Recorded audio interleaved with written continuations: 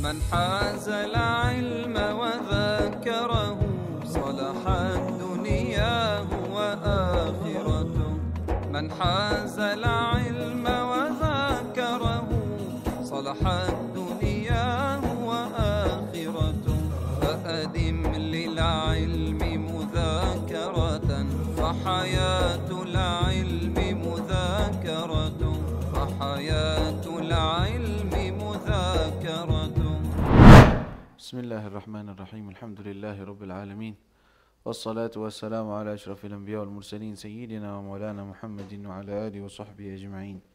من كتاب سفينة النجاة الشيخ سالم بن سمير الحضرمي نفعنا الله به وبعلومه في الدارين آمين. إلى أن قال باب النجاسة وإزالتها. فصل: الذي يطهر من النجاسات ثلاث: الخمر إذا تخللت بنفسها، وجلد الميتة إذا دبغ، وما صار حيوانا. قال ثم فصل: النجاسات ثلاث: مغلظة ومخففة ومتوسطة.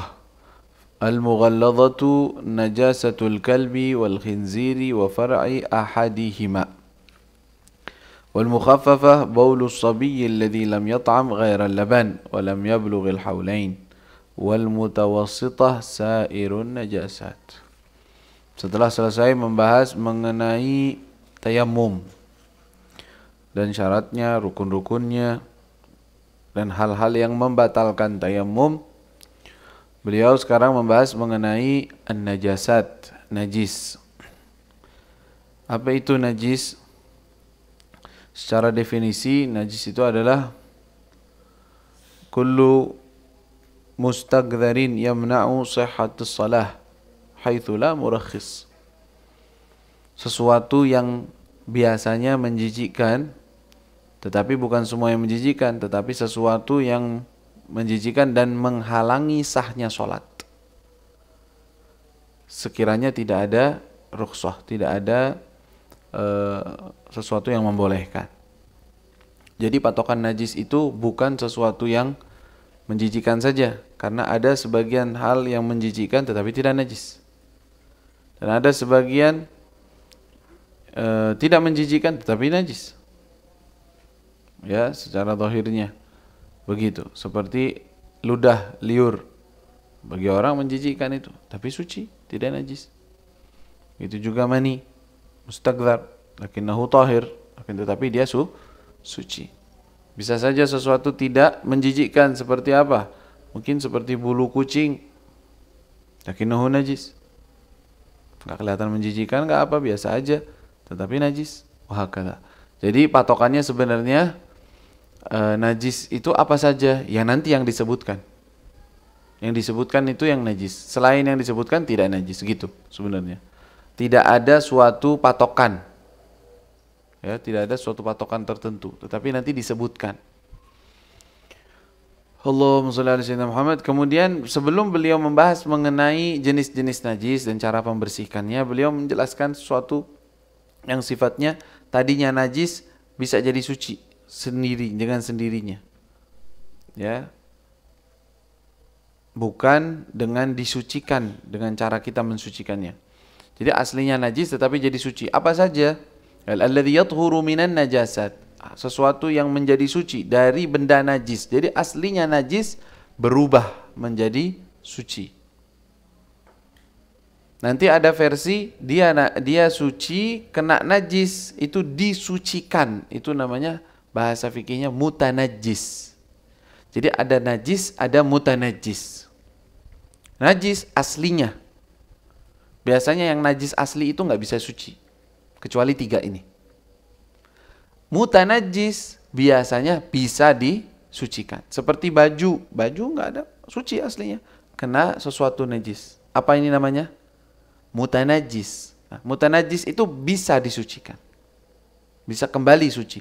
Tapi kalau yang aslinya najis, misalnya air kencing, apakah bisa berubah menjadi suci? Nggak bisa. Dia najis fi dzatih, aslinya najis sudah. Maka tidak bisa berubah menjadi suci. Begitu. Kecuali 3. Ini 3 perkara. Aslinya dia najis, tetapi karena berubah maka dia jadi suci hukumnya. Apa saja? Yang pertama,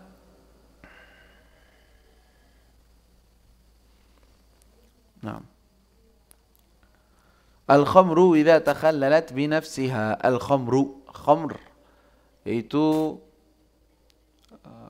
minuman keras, tetapi biasanya khamr itu yang terbuat dari anggur. Kalau dia berubah menjadi khal, menjadi cuka, tapi dengan sendirinya, perubahannya dengan sendirinya. Maksudnya apa? Jadi cuka yang kita makan, ya, itu ada 2 jenis. Ada aslinya dia fermentasi dulu berubah menjadi khamr, menjadi minuman yang bisa memabukkan, kemudian dia berubah lagi, ya, menjadi khal, menjadi cuka. Ada yang begitu. Ada lagi enggak, dari sesuatu langsung diproses, langsung berubah menjadi cuka. Kalau yang langsung versinya, halas, itu suci. Udah jelas, enggak perlu repot kita mikir. Tapi ini permasalahannya, ada anggur ditaruh, direndam, enggak lama kemudian berubah menjadi khamr. Bau busuk keluar kok, ininya khamr. Kalau diminum bakal memabukkan. Hukumnya apa ini? Najis. Karena termasuk minan najasat, nanti kita akan bahas, semua sesuatu yang cair dan bisa memabukkan itu hukumnya najis. Ya, semua cairan yang kalau diminum bikin dia memabukkan, bikin orang yang mabuk, menghilangkan akalnya, maka itu hukumnya najis. Wa hakadha hukmul khamr. Khamr itu dia. Nah, kalau khamr itu berubah menjadi khal, menjadi cuka, yang tadinya najis kan khamr, berubah jadi cuka, jadi suci, boleh dimakan, boleh dikonsumsi. Tapi ada syaratnya. Dalam mazhab Imam Syafi'i itu ada syaratnya. Makanya syarat pertama yang disebutkan di matan ada syaratnya. Yang pertama, idza takhallalat binafsiha. Pertama, syarat utamanya adalah dia berubah menjadi khal, takhallalat berubah menjadi khal, menjadi cuka. Binafsiha dengan sendirinya. Artinya tanpa ada sesuatu tambahan. Misalnya, kita ambil anggur, kita press, setelah berapa hari jadi khamr. Memang niatnya mau jadi cuka, akhirnya ini lama kalau dibiarin begini prosesnya. Ya udah kita kasih beberapa tetes cairan, tes gitu atau apa benda, membuat proses perubahan dia menjadi cuka lebih cepat. Ini kalau caranya begitu nggak bisa, tetap najis, tetap najis. Ada ala madhab Imam Syafi'i seperti itu, harus seperti itu. Ya, jadi khalnya itu berubah dengan sendirinya. Nah, itakhallat binafsiha. Nanti ada tafsil, kalau seandainya sesuatu yang ditaruh ini tidak keluar apapun, walhasil ini pembahasannya di kitab-kitab yang lebih luas saja. Karena sekarang ini secara praktek emang ada yang bikin cuka begitu. Kalau misalkan ada, dia harus hati-hati. Misalnya bikin cuka dari apa ya? Dari apel misalnya. Nggak tahu kita prosesnya bagaimana. Tapi kata para ulama ada sudah obatnya. Jadi apel langsung dikasih obat, dikasih sesuatu, langsung berubah jadi cuka. Nggak berubah fermentasi, berubah jadi khamr dulu, nggak. Kalau yang begitu udah aman.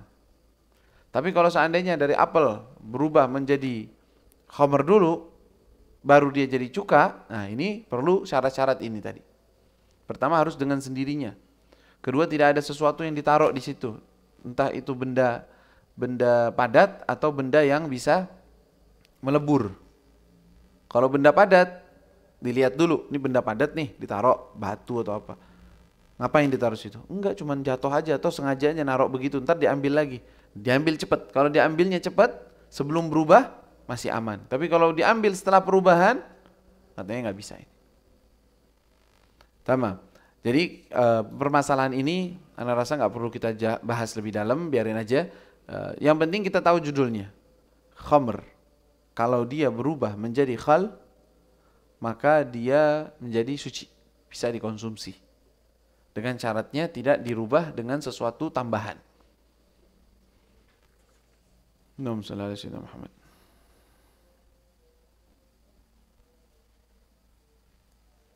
Kalau dulu orang dulu sering bikin kayak gitu. Kalau sekarang udah enggak. Makanya penting bagi beliau. Kenapa narok beginian? Karena orang bingung. Khamr jadi cuka akhirnya dimakan. Gimana sih? Nah, disebutin. Biar orang-orang yang produksi cuka nggak salah juga cara bikinnya, biar nggak jual yang najis. Karena kalau salah dia produksinya, maka hukumnya najis. Nggak bisa dijual, nggak bisa dimakan. Itu kenapa penting beliau menyebutkannya. Kalau sekarang kita terima jadi, beli cuka udah jadi di toko. Nanti ada label halalnya, kelas insya Allah halal. Begitu. Kemudian yang kedua, yang tadinya najis berubah jadi suci. Apa? Jildul maitati idza dubir. Kulitnya maitah. Maitah artinya bangkai. Semua hewan yang mati dalam keadaan tidak disembelih, kalau memang dia itu hewan disembelih, atau hewan yang memang nggak bisa dimakan, maka itu disebut maitah. Arti maitah apa? Bangkai. Dan semua bangkai hukumnya najis. Ya, misalnya kucing mati, ada iseng sembelih kucing, gimana? Jadi suci nggak? Enggak lah. Kenapa? Emang itu hewan dimakan? Enggak, berarti tidak jadi suci. Najis, hukumnya semua najis sudah. Bangkai namanya hukumnya. Atau hewan yang dimakan. Seperti ayam misalnya. Kalau disembelih, suci. Ya kan? Kan boleh dimakan. Tapi kalau tidak disembelih, ketabrak mobil ayamnya. Gimana? Waduh sayang nih ayam nih, bisa dimakan nih. Jadi Kentucky lumayan. Wah, haram, gak boleh dimakan. Itu bangkai. Tapi kan bersih, tapi kan apa? Nggak ada tapi-tapi. Caranya tidak disembelih, bangkai. Sekarang si hewan ini ada yang memiliki kulit tebal dan kulitnya itu bisa dipakai untuk baju, untuk sepatu. Ya nggak semua tentunya. Ayam nggak bisa bikin. Ada nggak bikin ayam? Kulit ayam gitu, dompet dari kulit ayam gitu. Ada? Nggak ada, kulit ayam nggak bisa soalnya. Dia hancur, lebur udah. Tapi ada kulit jenisnya keras. Seperti kulit kambing, kulit sapi, ya, hewan yang tidak dimakan, misalnya kulit kucing mungkin.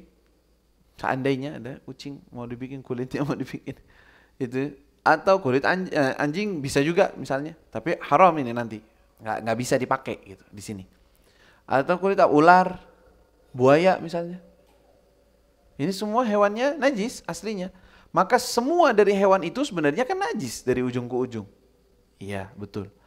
Kecuali kulitnya. Kalau kulit ini dikecualikan. Aslinya najis, betul. Tapi dia bisa jadi suci. Dengan cara apa? Dengan syarat disamak kalau bahasa Indonesianya. Disamak itu artinya dibersihkan sekiranya kulit tersebut menjadi seperti kertas, seperti kain. Ya, kulit kalau dibersihin, luar dalamnya, dibersihin lemak-lemaknya semuanya, entah itu pakai apa saja yang herif yang bisa mengangkat daripada kotorannya. Orang-orang dulu pakainya apa gitu. Tapi sekarang udah banyak obat-obatnya. Ya, dengan cara ini, dengan cara direndam lagi, dibersihin lagi biar nggak bau, diginiin lagi. Itu udah semua itu tahap pensucian, nggak apa-apa. Caranya pakai apa aja boleh, walaupun dengan benda najis membersihkannya.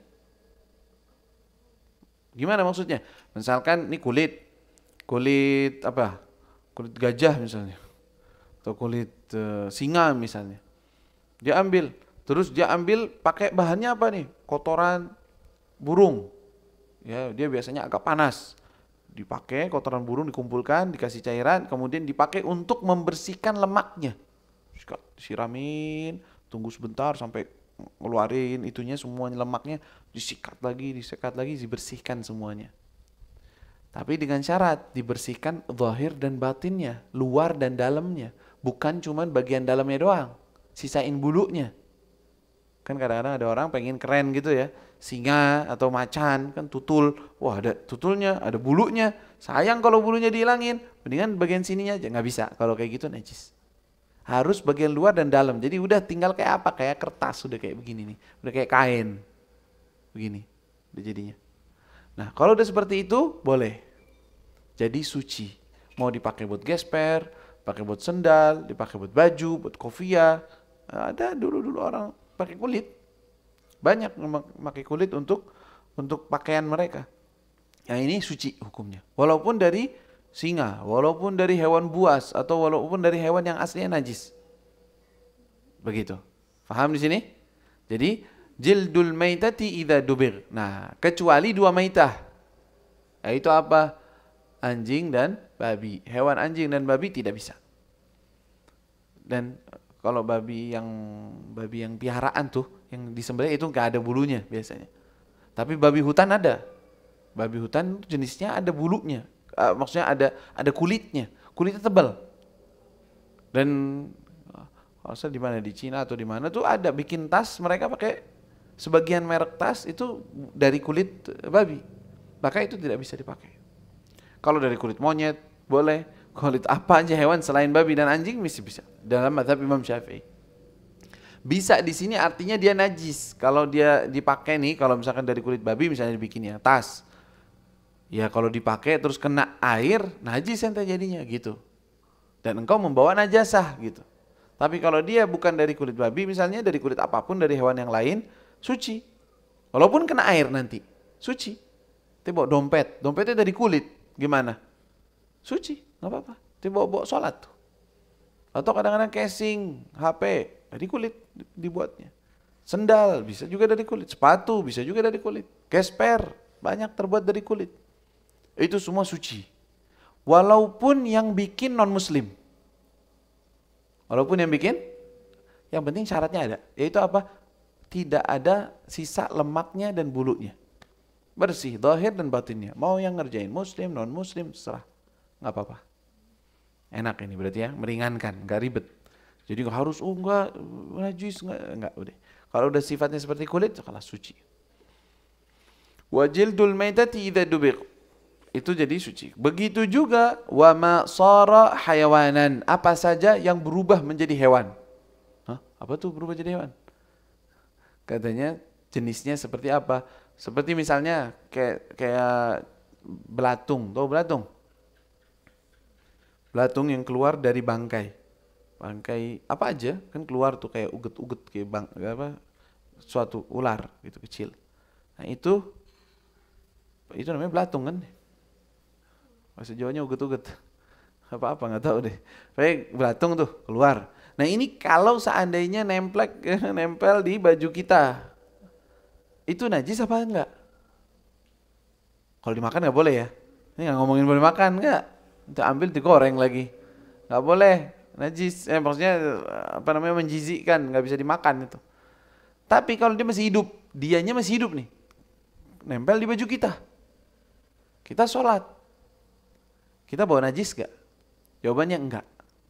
Kenapa? Padahal dia asal muasalnya dari mana? Datangnya dia dari mana nih? Dari bangkai. Bangkai kan najis. Keluarlah belatung dari situ.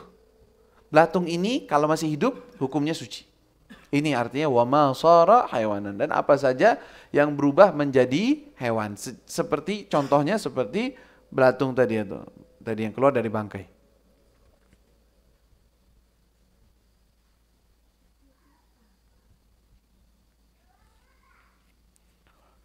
Fahimtum hadzal kalam?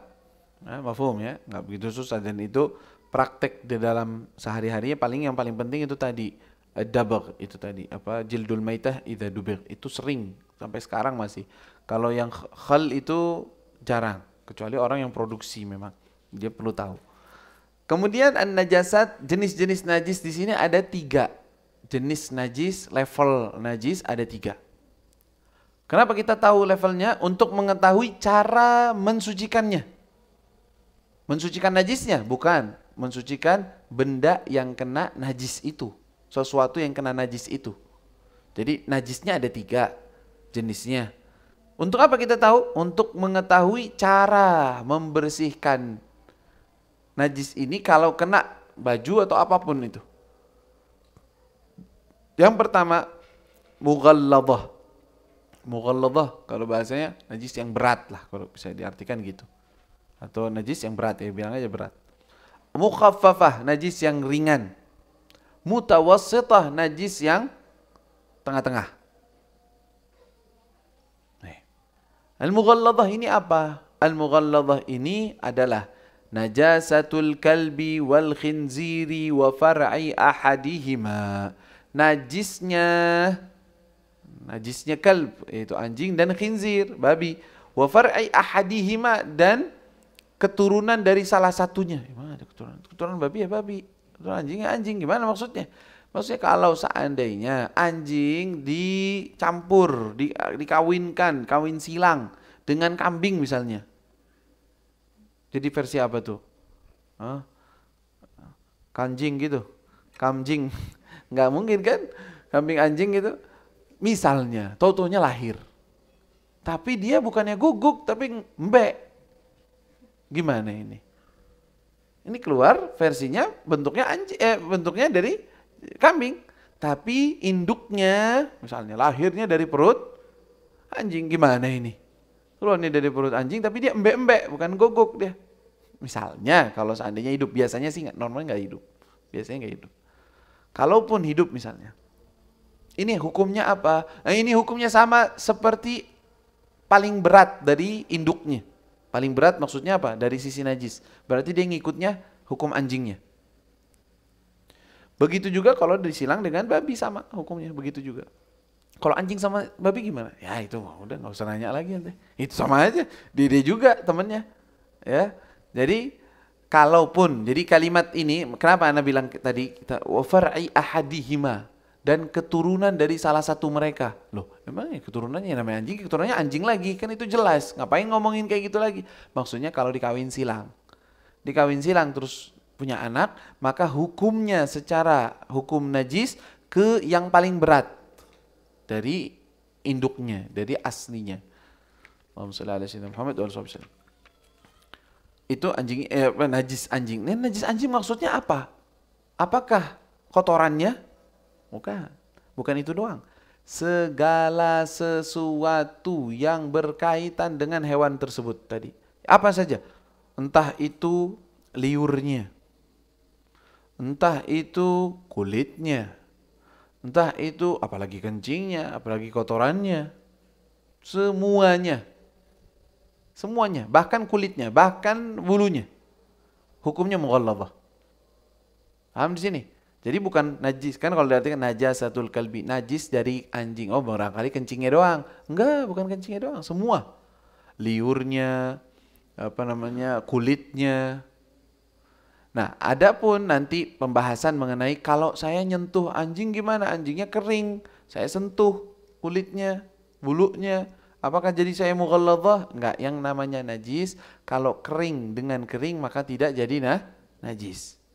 Kalau kering dengan basah baru, atau basah dengan basah, maka itu baru kena najis dianggapnya. Faham Tom?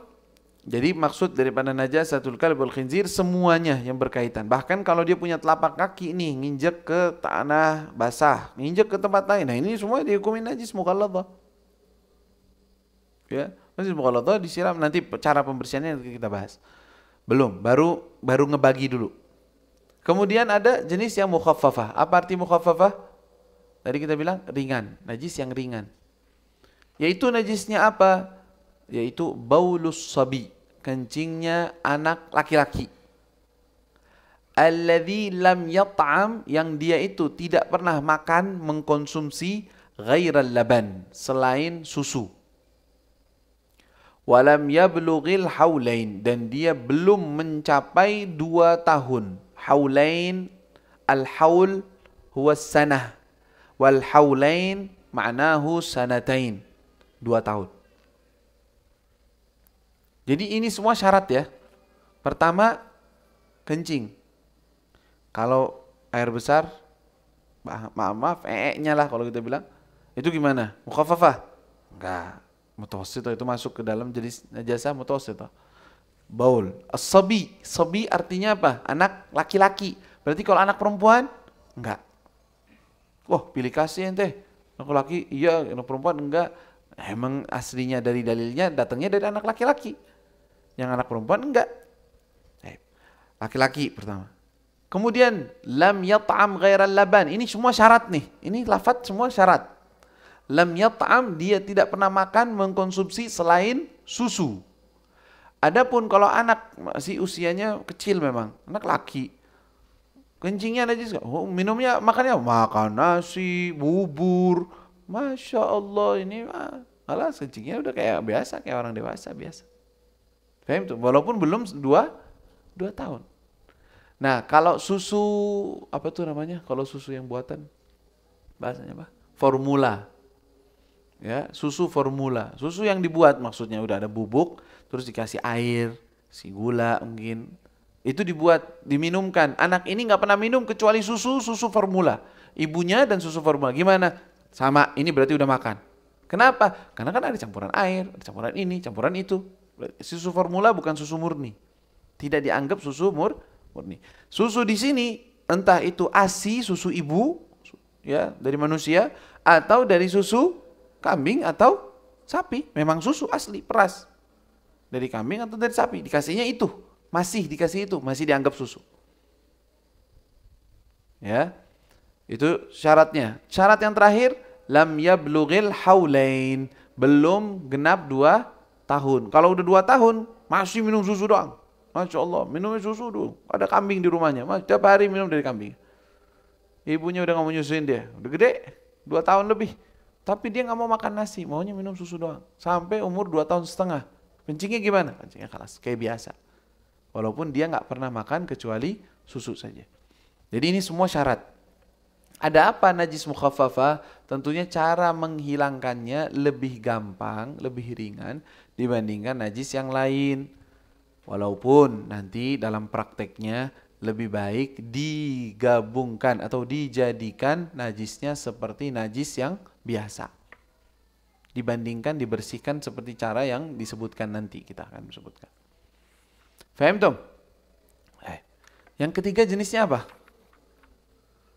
Kata dia apa? Wal mutawassitah sairun najasat. Ini namanya omongan lepas tangan. Dari beliau ini lepas tangan. Apa itu sairun najasat? Semua selain dari anjing, babi, anak kecil. Itu selain itu semua jenis najis yang mutawassithah. Tapi apa itu najisnya? Nah, di kitab-kitab lain biasanya babun najasat ini disebut seperti Mukhtasar Latif, nanti disebut najisnya. Najisu huwa kadza disebutin definisinya dengan penyebutan. Sekarang kita sebutin aja. Ya, ngikutin yang disebutkan oleh kitab Nailur Raja, dan itu ghalibun najasat, yang paling banyak lumrahnya. Apa saja najis yang selain itu? Seperti khamr, itu mutawassit semuanya. Ini yang akan saya sebutkan semuanya mutawassit. Najis khamr, khamr itu tadi minuman keras, segala cairan yang bisa membuat mabuk itu hukumnya najis. Dam, apa arti dam? Darah. Kemudian yang ketiga, al-qayh, muntah. Ya, al-qayh, al-qayh ini nanah. Nanah itu darah yang putih. Itu najis hukumnya. Kemudian bangkai selain manusia dan ikan dan belalang. Bangkai. Semua bangkai najis. Selain manusia, ikan, belalang. Kalau ikan gimana? Ikan nanti dapetin. Ya sudah mati. Ya udah mati. Ini gimana nih? Bangkai kan sebenarnya, udah mati. Apakah boleh dimakan? Tidak boleh. Mazhab Imam Abu Hanifah nggak boleh tuh. Idza tafah 'alal ma. Kalau diambil dipancing mati gara-gara di luar, letak mati. Jais. Tapi kalau mati sendiri katanya itu bukan mazhab Syafi'iyah. Mazhab Syafi'i tetap boleh. Pokoknya ikan bangkainya boleh dimakan. Begitu juga jarad. Jarad itu tadi kita bilang apa? Belalang. Belalang di sini jarang, belalang yang gede-gede. Sekarang di sini mana jarangnya? Begini. Itu belalang bisa dimakan tuh, gede-gede biasa segini-gini itu. Ya, bisa digoreng, makan boleh. silakan. Ada yang pernah nyobain? Nah, barangkali. Nah, ya, itu boleh halal. Ya, dimakan. Belalang. Taib. Allahumma shalli ala sayyidina Muhammad. Tadi kita nyebutin apa aja tuh?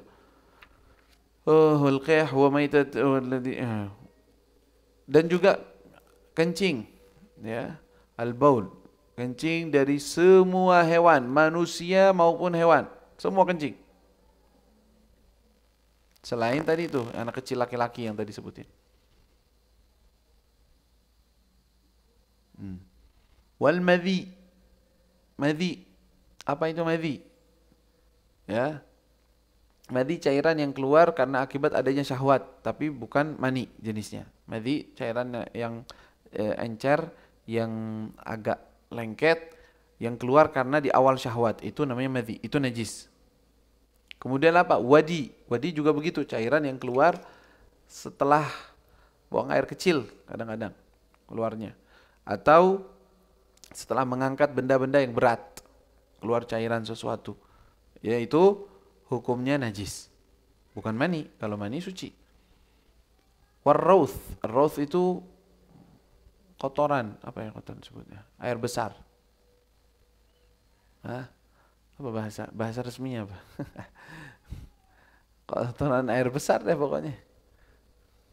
Ya, itu. Dari siapapun, manusia ataupun hewan. Hewan yang dimakan atau tidak dimakan sama, hewannya maksudnya, dari kotorannya yang keluar najis. Dan juga susu dari hewan yang tidak bisa dimakan. Susu dari hewan yang nggak bisa dimakan. Soalnya barangkali ada yang mau ngambil susunya serigala gitu, atau mau ngambil susu singa gitu, atau susu kucing. Diambil katanya, mau pakai buat obat. Enggak, ya, hewan yang kadang-kadang punya susu lumayan gitu bisa itu, dan najis seperti susu himar, keledai. Keledai itu haram, nggak dimakan. Keledai tidak boleh dimakan tuh, hewan jenisnya kayak kuda tapi nggak boleh dimakan, haram. Ya, keledai yang asli yang biasa.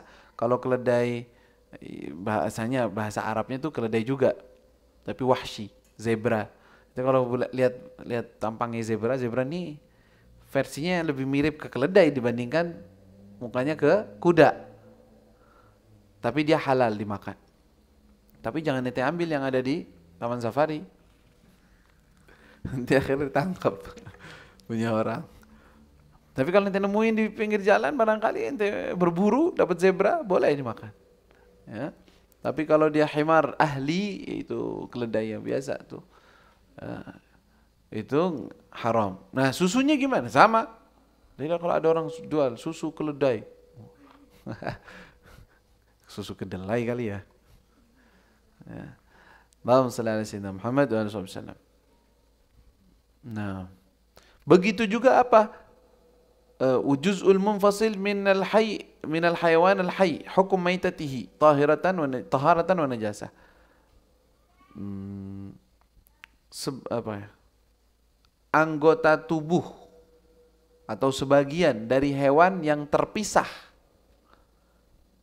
Sebagian dari hewan yang terpisah darinya ketika dia hidup, maka hukumnya seperti bangkainya. Apa nih, ngomong apa nih? Wa juz'u hayyin kayadil mafsuli kamaitihi la sya'aral ma'kuli.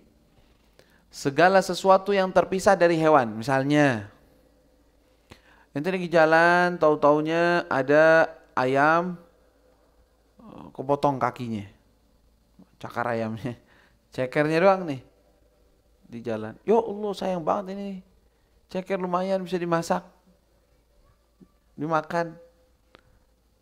Ini lepas dari hewannya hidup apa hewannya lagi udah mati? Oh, ini hewannya masih hidup tuh hewannya. Cuma aneh iseng aja udah ngambil aja, mau cekernya doang. Gimana ini? Ini bangkai. Hukumnya seperti bangkainya. Bangkainya ayam kalau bangkai bukan disembelih, itu hukumnya apa? Najis. Berarti cekernya juga najis. Oh, berarti ceker ayam najis. Jangan salah ngomong itu. Kalau ada ayam disembelih, udah. Terus diambil cekernya, suci apa enggak? Suci lah, itu boleh dimakan, silakan. Paham di sini? Jadi kalau ada sesuatu anggota tubuhnya terpisah sedangkan dia masih hidup. Ya, kaki kambing kepotong, kena golok. Kambingnya hidup. Masih hidup. Ini kakinya, potongan kakinya. Bisa dibikin sate? Nggak boleh. Ini hukumnya bangkai. Kenapa? Karena ini hewannya masih hidup. Tapi kalau udah hewannya disembelih, silahkan ente makan semua dari tubuhnya. Juz'u hayyin kayadil mafsuli kamaitihi. Nanti pengecualiannya kecuali sya'ar al-ma'kul. Sya'ar al-ma'kul. Bulu atau ya bulu biasanya sebutnya. Dari hewan yang dimakan, bulunya doang. Kambing ada bulunya, domba bulunya Masya Allah banyak. Potong, diambil. Ini bulunya apa nih? Kan sesuatu terpisah dari yang hidup kan gitu. Nah ini mustathna, ini suci. Karena hewannya aslinya dimakan. Bulu ayam dicabutin. Masih hidup ayamnya, kesian banget. Dicabutin. Mau bikin kok katanya. Dan ayamnya masih hidup. Dicabutin, gimana? Suci hukumnya. Ya. La sya'ar al-ma'kuli. Sya'ar ma'kul. Sya'ar ma'kul. Bulu dari hewan yang dimakan. Kalau bulu hewan gak dimakan, kucing. Bulunya gimana? Rontok. Najis. Asluhu minan najasat. Asluhu minan najasat. Nanti apakah ma'fu atau tidak, kalau sedikit, kalau banyak, itu babnya lain. Babul ma'fuat. Tapi aslinya tergolong daripada najasat. Itu termasuk najis, begitu. Berarti dengan ini kita sudah mendefinisikan rishuhu baruhu fa inna tahirat. Naam, hadahu. Khalas. Dengan ini kita sudah tahu jenis-jenis najis. Yang mughalladhah, mukhaffafah, mutawassithah, tetapi tinggal bagaimana cara mensucikannya. Tapi kalau mukhaffafah gimana? Kalau mughalladhah gimana? Kalau dia mutawassithah gimana cara mensucikannya? Itu nanti kita akan bahas lagi dalam pertemuan yang akan datang insyaallah taala. Wallahu taala alam. ربنا انفعنا بما علمتنا ربي علمنا الذي ينفعنا ربي فقنا فقهنا وقرابة لنا في ديننا معاني القطر ينفع وذكر ربي وفقنا وفقهم لما ترتضي قولا وفعلا كرما وارزق الكل حلالا دائما وأخلا أتقياء علما نحظى بالخير ونكفى كل شر ربنا واصلح لنا كل شؤون وأقر برضا منك العيون واقض عنا ربنا كل الديون قبل أن تأتينا رسل المنون واغفر واستر أنت أكرم من ستر وصلاة الله تغشى المصطفى من إلى الحق دعانا والوفاء بكتاب فيه للناس شفاء وعلى الآل الكرام شرفاء وعلى الصاب المصابيح الغرار اللهم اهدنا بهداك واجعلنا ممن يسارع في رضاك ولا تولنا وليا سواك ولا تجعلنا ممن خالف أمرك وعصاك وحسبنا الله ونعم الوكيل ولا حول ولا قوة إلا بالله العلي العظيم وصلى الله على سيدنا محمد وآله وصحبه وسلم